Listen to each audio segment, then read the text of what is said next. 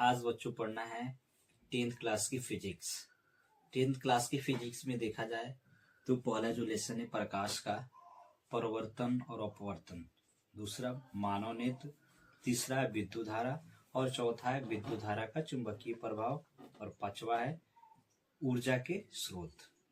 तो अगर एनसीईआरटी के अकॉर्डिंग देखा जाए तो प्रकाश का परिवर्तन और अपवर्तन दोनों एक ही चैप्टर में है। वही अगर भारतीय भवन से देखा जाए तो प्रकाश का परिवर्तन एक चैप्टर है और दूसरा प्रकाश का अपवर्तन। तो बच्चों आज पढ़ना है 10th क्लास के फिजिक्स प्रकाश का परिवर्तन के बारे में, यानी कि प्रकाश का परिवर्तन, रिफ्लेक्शन ऑफ लाइट के बारे में पढ़ना है।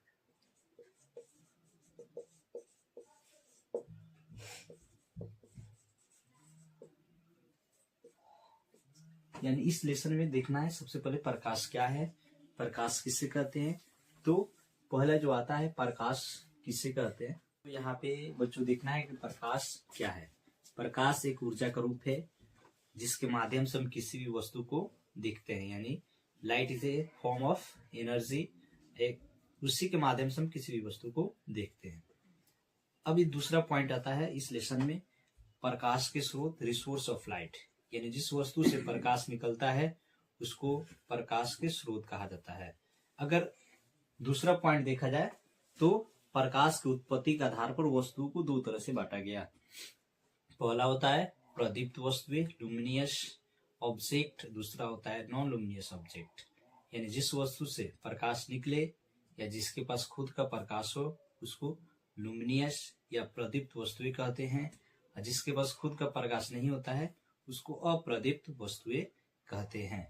अब इसके बाद से एक पॉइंट आता है जिसको कहा जाता है प्रकाश का प्रकीर्णन, स्कैटरिंग ऑफ लाइट, यानी कि जब प्रकाश के किरण यानी सूर्य के प्रकाश जब खुले वातावरण में आता है तो वातावरण में मौजूद जो धूल कण होते हैं उस प्रकाश को अवशोषित कर लेते हैं, और शोषित करने के बाद फिर उन्हें पुनः विसर्जित करते हैं, तो उसे हम लोग कहते हैं प्रकाश का प्रकीर्णन।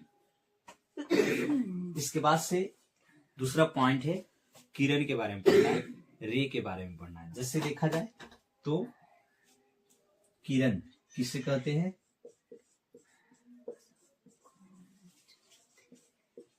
यानी प्रकाश के गमन पथ को किरण कहते हैं। प्रकाश के गमन पथ को किरण कहते हैं।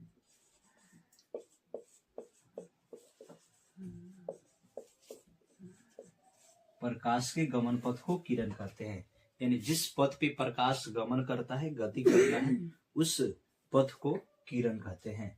इसके बाद से दूसरा जो पॉइंट होता है बीम ऑफ लाइट, यानी इसको कहते हैं किरण पुंज, किरण पुंज या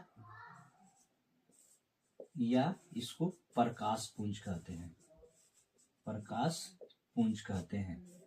यानी कि जब किरणों के समूह, बहुत सारे किरण एक साथ निकले या किरणों के समूह को हम लोग किरण पुंज कहते हैं। ये किरण पुंज तीन तरह के होते हैं, ये किरण पुंज तीन तरह के होते हैं, यानी जो पहला होता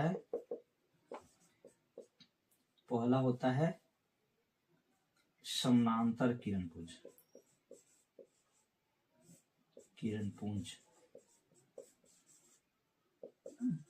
दूसरा होता है अपसारिक किरण पुंज,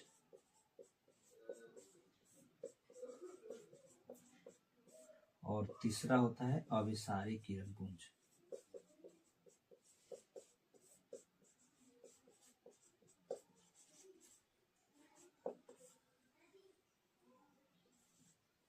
यानी किरणों के समूह को किरण पुंज कहते हैं। ये किरण पुंज तीन तरह के होते हैं। पहला समानांतर किरण पुंज, पैरेलल बीम ऑफ लाइट, दूसरा अपसारिक किरण पुंज, डिवर्जिंग बीम ऑफ लाइट, और तीसरा होता है अभिसारिक किरण पुंज, कन्वर्जिंग बीम ऑफ लाइट। यानी कि जब प्रकाश की किरण एक बिंदु से निकलकर एक दूसरे के एकदम समानांतर हो जाती है, इसको कहा जाता है समानांतर किरण पुंज।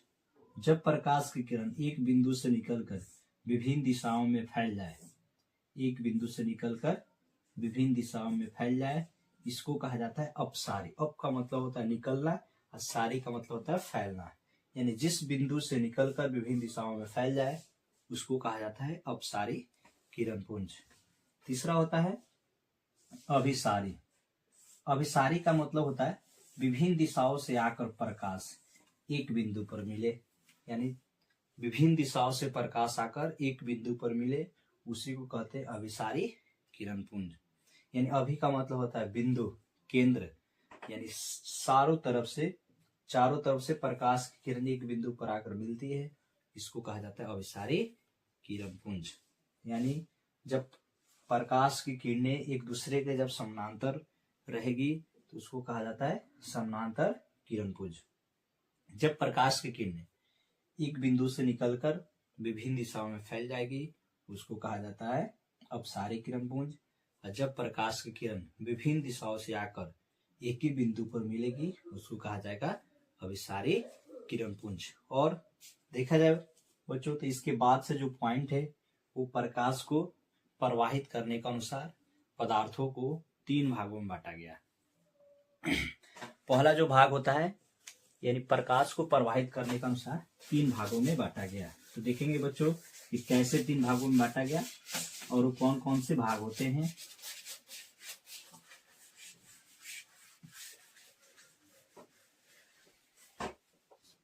प्रकाश को प्रवाहित करने के अनुसार 3 भागों में बांटा गया। जो पहला भाग है पारभासी, पारदर्शी, पहला भाग है पारदर्शी, दूसरा भाग है पारभासी और तीसरा भाग है अपारदर्शी।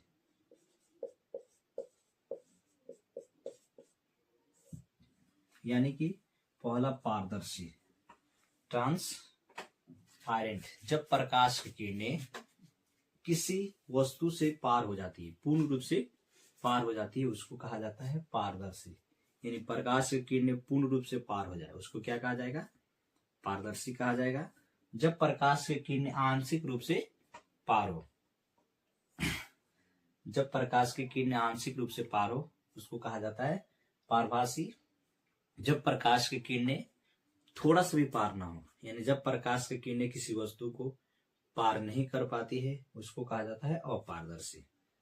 जैसे अगर देखा जाए पारदर्शी, यानी जब प्रकाश की किरणें पूर्ण रूप से पार हो जाए उसको क्या कहा जाएगा, पारदर्शी कहा जाएगा। जैसे कांच हो गया, जल हो गया, इससे प्रकाश की किरणें पूर्ण रूप से पार हो जाती है। दूसरा देखा जाए पारभासी, यानी जब प्रकाश की किरणें आंशिक रूप से पार हो, जैसे कि तेल लगा हुआ कागज, घिसा हुआ कांच, इसमें प्रकाश की किरणें आंशिक रूप से पार होती है। तीसरा देखा जाए तो अपारदर्शी, जब प्रकाश की किरणें पार नहीं कर पाती है, जिस वस्तु से पार नहीं होती है उसको कहा जाता है अपारदर्शी। जैसे दीवार, जैसे दर्पण, यानी पीछे जो कलर किया जाता है इससे प्रकाश पार नहीं कर पाता है। फिर इसके बाद से एक पॉइंट पढ़ना है, यानी कि दर्पण के बारे में।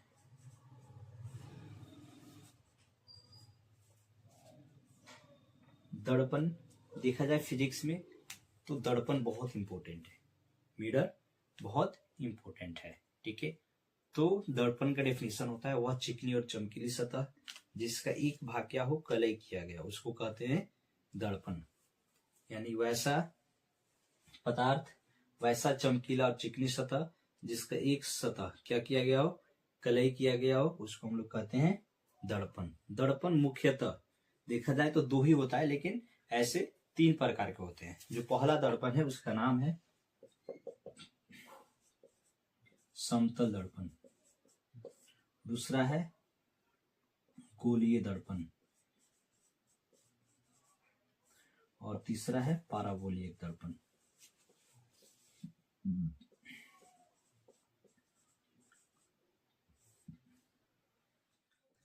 अब यहाँ पे बच्चों पढ़ना है कि प्रकाश का परिवर्तन क्या है। आपको बताया था कि चैप्टर का नाम भी क्या है, प्रकाश का परिवर्तन। अभी जो भी चीज पढ़ रहे थे सब प्रकाश के बारे में ही है। और यहाँ पे अगर देखा जाए तो प्रकाश का परिवर्तन किसे कहते हैं, तो इसका डेफिनेशन क्या होता है, इसका मतलब क्या होता है, तो बताते हैं कि जब प्रकाश की किरण आता है किसी सतह से टकराकर वापस चला जाता है, इसी क्रिया को प्रकाश का परिवर्तन कहते हैं। यानी प्रकाश की किरण किसी वस्तु से टकराकर वापस लौटता है तो लौटने की इस घटना को प्रकाश का परिवर्तन कहते हैं। ठीक है बच्चों, अब यहाँ पे देखिएगा ये किरण आ रहा है तो इस किरण का नाम है आपतित किरण, और इस किरण का नाम है परावर्तित किरण।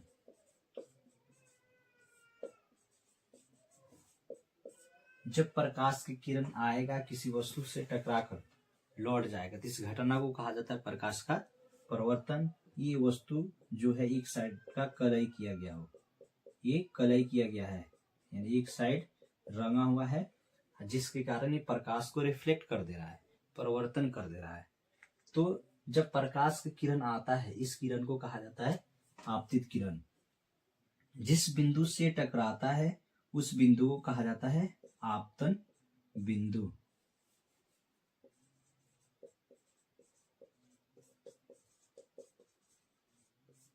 इसको कहा जाता है इंसिडेंट रे, इसको कहा जाता है इंसिडेंट पॉइंट। जब ये टकरा कर लौटता है इसको कहा जाता है रिफ्लेक्टेड रे। आपतन बिंदु पर यानी प्रकाश की किरण जब आएगा तो आपतित किरण, टकराकर जब लौटेगा तो परिवर्तित किरण। जिस बिंदु पर टकराता है उसको कहा जाता है आपतन बिंदु, और आपतन बिंदु पर डाला गया एक लंब इसको कहा जाता है अभिलंब। नॉर्मल बोलते हैं इसको रिफ्लेक्टेड रे बोलते हैं।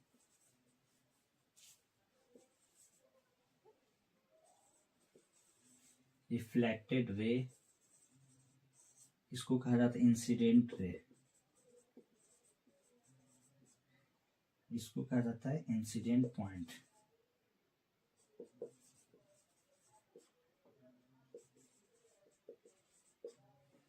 तो बच्चों यहाँ पे इसको कहा जाता है अभिलंब।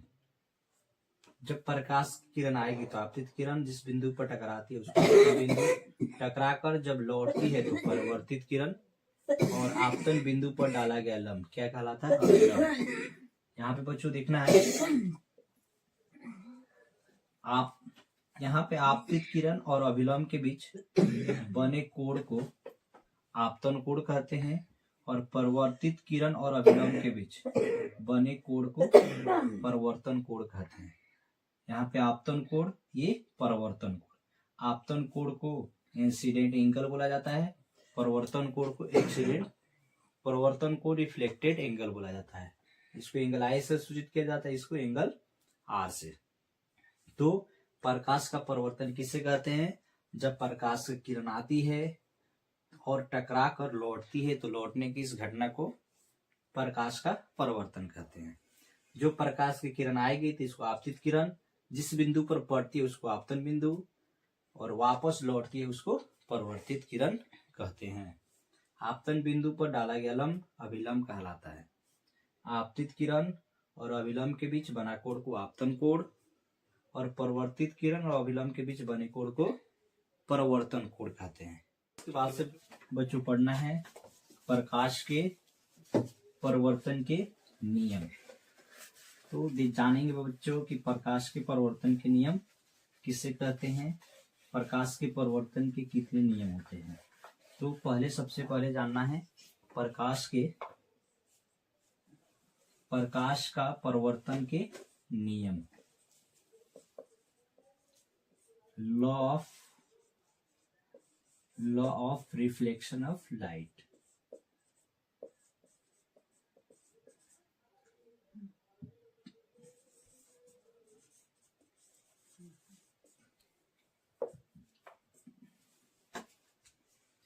यहाँ पे प्रकाश का परिवर्तन का नियम कहता है कि जब प्रकाश की किरण किसी वस्तु से टकराकर जिन नियमों का पालन करते हुए वापस लौटती है उस नियम को प्रकाश के परिवर्तन के नियम कहते हैं। यानी प्रकाश की किरणें किसी वस्तु से टकराकर जिन नियमों का पालन करते हुए वापस लौटती है उस नियम को प्रकाश के परिवर्तन के नियम कहते हैं। ये प्रकाश के परिवर्तन के दो नियम होते हैं। पहला नियम, प्रकाश की किरणें यानी आपतित किरण, परिवर्तित किरण तथा आपतन बिंदु पर डाला गया लंब सभी एक ही तल में होते हैं। अगर ऐसे देखा जाए तो आपतित किरण, परिवर्तित किरण तथा आपतन बिंदु पर डाला गया लंब सभी एक ही तल में मतलब एक ही साइड में है।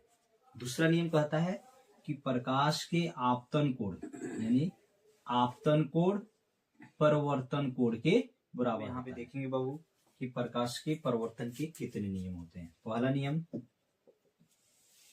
आपतित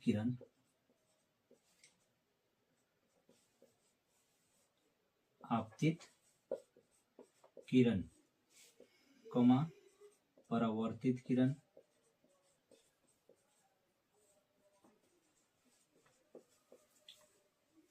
एवं आपतन बिंदु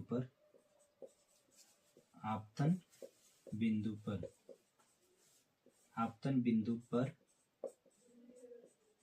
डाला गया लंब सभी एक ही समतल में होते हैं।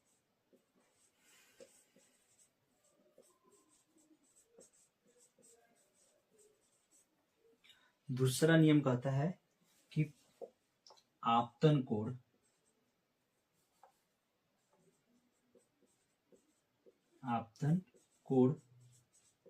परिवर्तन कोण के बराबर होता है।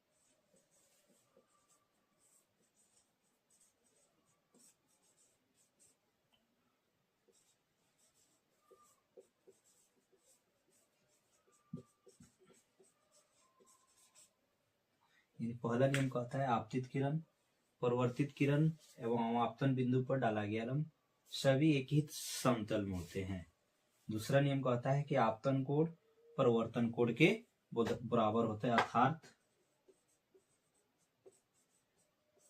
Angle I equal angle R।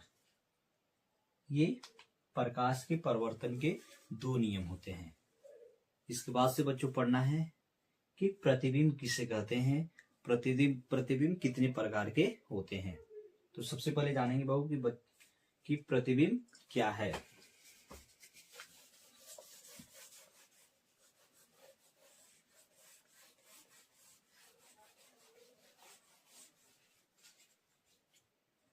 तो प्रतिबिंब किसे कहते हैं।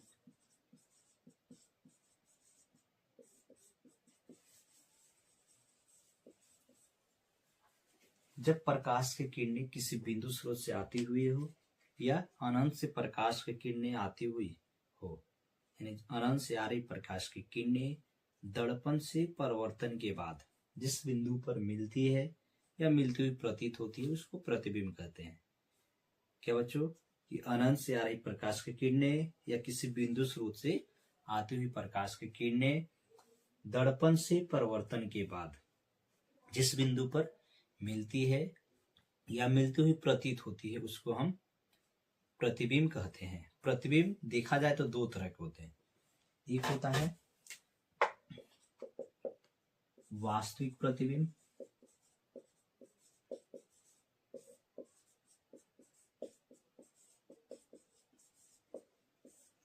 दूसरा होता है काल्पनिक प्रतिबिंब।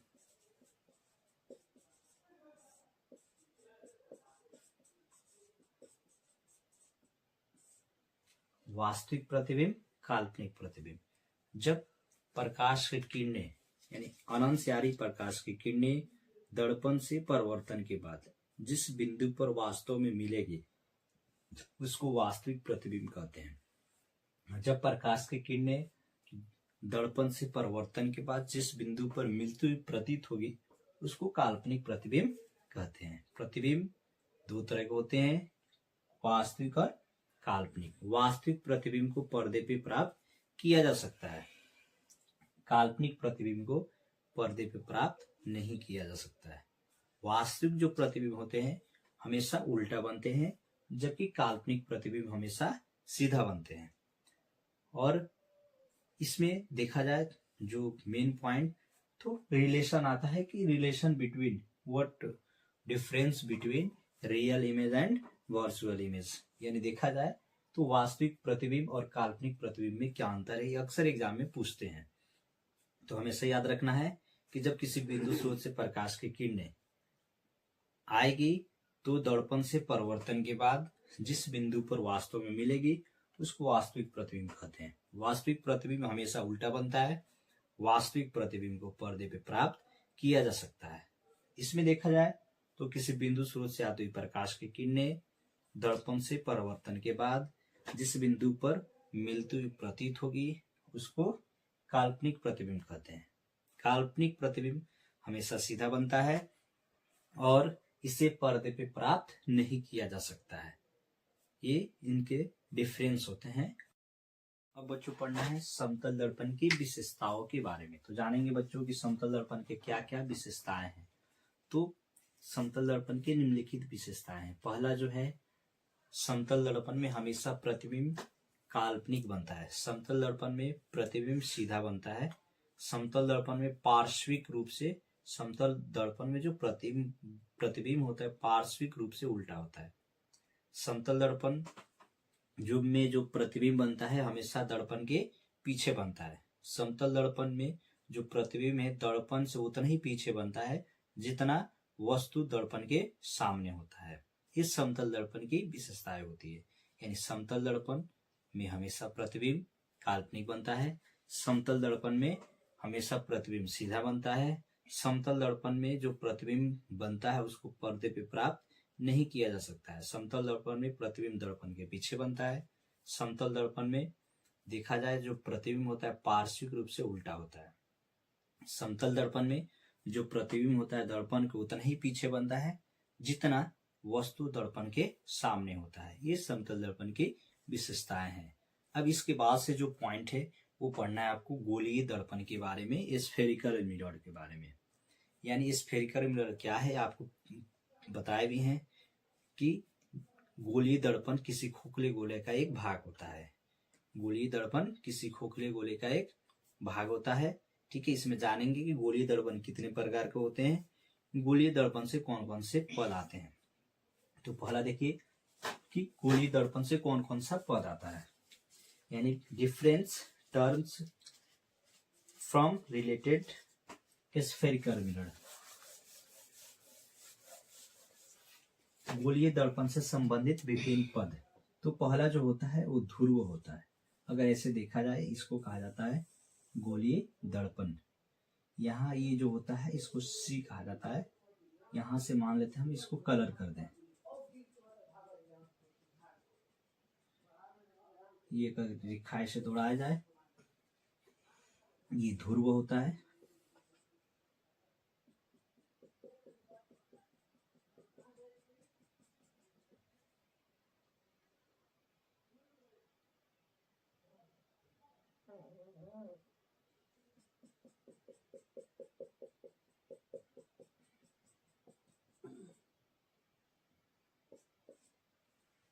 तो गोलीय दर्पण से जो विभिन्न पद है उसके बारे में जानेंगे। यहाँ पे सबसे पहले पढ़ना है आपको कि ध्रुव किसे कहते हैं।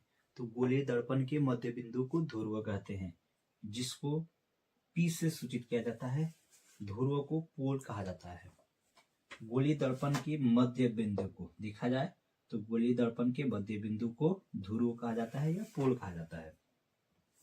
उसके बाद से जो दूसरा पॉइंट है वक्रता केंद्र, सेंटर ऑफ कर्वेचर, इसको C से सूचित किया जाता है। यानी गोलीय दर्पण जिस खोखले गोले का एक भाग होता है उसके केंद्र को वक्रता केंद्र कहते हैं। इसको C से सूचित किया जाता है। इसको सेंटर ऑफ कर्वेचर भी कहा जाता है। इसके बाद से होता है इधर फोकस, यानी गोलीय दर्पण और ध्रुव, गोलीय दर्पण के ध्रुव और वक्रता केंद्र के बीच की दूरी को कहा जाता है वक्रता त्रिज्या। गोलीय दर्पण के ध्रुव और उसके केंद्र के बीच की दूरी को कहा जाता है वक्रता त्रिज्या। वक्रता त्रिज्या को आर से सूचित किया जाता है। उसके बाद से है फोकस। फोकस ये अनंत से आ रही प्रकाश की किरणें या किसी बिंदु स्रोत से आ रही प्रकाश की किरणें जिस दर्पण से परावर्तन के बाद जिस मुख्य अक्ष के जिस बिंदु पर मिलती है या मिलती हुई प्रतीत होती है, यानी किसी बिंदु स्रोत से आती हुई प्रकाश की किरणें दर्पण से परावर्तन के बाद मुख्य अक्ष के जिस बिंदु पर मिलती है या मिलती हुई प्रतीत होती है उसे फोकस कहा जाता है। इस अक्ष को कहा जाता है मुख्य अक्ष, प्रिंसिपल एक्सिस, यानी कि गोलीय दर्पण के ध्रुव और वक्रता केंद्र को मिलाने वाली सरल रेखा को मुख्य अक्ष कहते हैं। मुख्य अक्ष यानी गोलीय दर्पण के ध्रुव और वक्रता केंद्र को मिलाने वाली सरल रेखा को मुख्य अक्ष कहते हैं। और किसी बिंदु स्रोत से आती हुई प्रकाश की किरणें दर्पण से परावर्तन के बाद मुख्य अक्ष के जिस बिंदु पर मिलती है या मिलती हुई प्रतीत होती है उसे फोकस कहते हैं। जब प्रकाश की किरणें किसी मुख्य अक्ष पर वास्तव में मिलेगी उसे अवतल दर्पण का फोकस कहते हैं, और वास्तव में मिलेगी उसे अवतल दर्पण का फोकस कहते हैं, और मिलती हुई प्रतीत होगी उसे उत्तल दर्पण का फोकस कहते हैं। यानी अवतल दर्पण का फोकस किसे कहते हैं? तो किसी बिंदु स्रोत से आती हुई प्रकाश की किरणें दर्पण से परावर्तन के बाद जिस बिंदु पर यानी मुख्य अक्ष के जिस बिंदु पर वास्तव में मिलेगी उसे फोकस कहते हैं, और जिस बिंदु पर मिलती हुई प्रतीत होगी उसे उत्तल दर्पण का फोकस कहते हैं। दूसरा पॉइंट अगर यहाँ पे देखा जाए तो ध्रुव और फोकस के बीच की दूरी को फोकस दूरी कहते हैं, फोकल लेंथ कहते हैं। ध्रुव और फोकस के बीच की दूरी को फोकल लेंथ कहते हैं। और देखा जाए ध्रुव और किसी वस्तु को रखा जाए तो वस्तु और ध्रुव के बीच की दूरी को ऑब्जेक्ट डिस्टेंस यानी वस्तु दूरी कहते हैं, और ध्रुव और प्रतिबिंब के बीच की दूरी को इमेज डिस्टेंस कहते हैं यानी प्रतिबिंब दूरी कहते हैं। तो बच्चों बस आज की क्लास में इतना ही, और फिर नेक्स्ट वीडियो में बताएंगे कि जो प्रतिबिंब होते हैं अवतल दर्पण में कैसे बनते हैं, उत्तल दर्पण में कैसे बनते हैं, उनके जो मान होते हैं फोकल लेंथ, ऑब्जेक्ट डिस्टेंस और इमेज डिस्टेंस यानी प्रतिबिंब दूरी, वस्तु दूरी और फोकस दूरी के जो मान होते हैं कब कब माइनस में होते हैं यानी कब कब ऋणात्मक होते हैं, कब कब धनात्मक होते हैं, इसमें चीनी परिपाटी के बारे में पढ़ना है। उसी के माध्यम से किसी भी दर्पण के फोकस दूरी उसकी दूरिया को प्लस माइनस निर्धारित किया जाता है। तो अगर देखा जाए न्यूमेरिकल क्वेश्चन के अकॉर्डिंग तो जो मेन पॉइंट है, मेन जो है वो चीनी परिपाटी है, साइन कन्वेक्शन है। तो नेक्स्ट वीडियो में जानेंगे बच्चों कि साइन कन्वेक्शन क्या है, किसके उसके लिए मतलब कि साइन कन्वेक्शन अगर नहीं रहे तो जो न्यूमेरिकल क्वेश्चन है उसका क्या वैल्यूएशन है, न्यूमेरिकल क्वेश्चन कैसे बनेगा, रिलेशन यानी कि फोकस दूरी और वक्रता त्रिज्या में क्या रिलेशन है, फोकल लेंथ और ऑब्जेक्ट डिस्टेंस और इमेज डिस्टेंस इन तीनों में क्या रिलेशन है,